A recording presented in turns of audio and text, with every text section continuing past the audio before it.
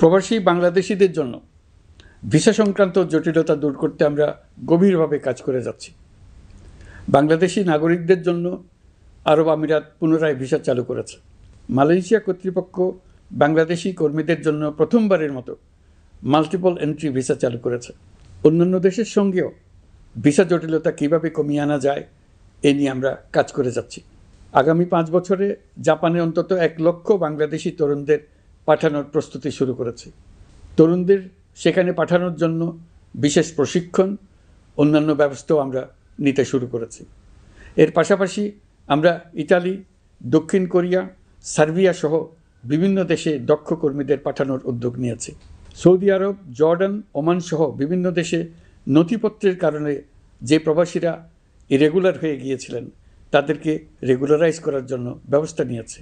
আমরা বিভিন্ন দেশের সঙ্গে বিদ্যমান চুক্তিগুলোকে পর্যালোচনা করে দেখছি যাতে আমাদের প্রবাসী ভাই বোনদের জন্য সেগুলো স্বস্তিদায়ক হয়। দেশে এবং দেশের বাইরে বাংলাদেশের নাগরিকরা যে যেখানে অবস্থান করছে তারা যাতে সব ধরনের নাগরিক সুবিধা পান, আমরা সেই বিষয়ে উদ্যোগ নিয়েছি। চলতি বছর আমাদের নানা উদ্যোগের ফলে প্রায় ৮৭,০০০ বাংলাদেশি সুষ্ঠুভাবে হজ পালন করতে পেরেছেন। হজের ব্যয়ও অন্যান্য বছরের তুলনায় আমরা কমিয়ে আনতে পেরেছি। হাজিরা যাতে নির্বিঘ্নে হজ সম্পন্ন করতে পারে সেজন্য লাব্বায়েক নামে অ্যাপ চালু করেছে, যার মাধ্যমে ঘরে বসেই হাজিদের আত্মীয় স্বজন, পরিবার পরিজন তাদের অবস্থান প্রতি মুহূর্তে জানতে পেরেছেন। এই বছর দক্ষিণ এশিয়ার অন্যান্য দেশগুলোতেও আমাদের হজ ব্যবস্থাপনা প্রশংসিত হয়েছে।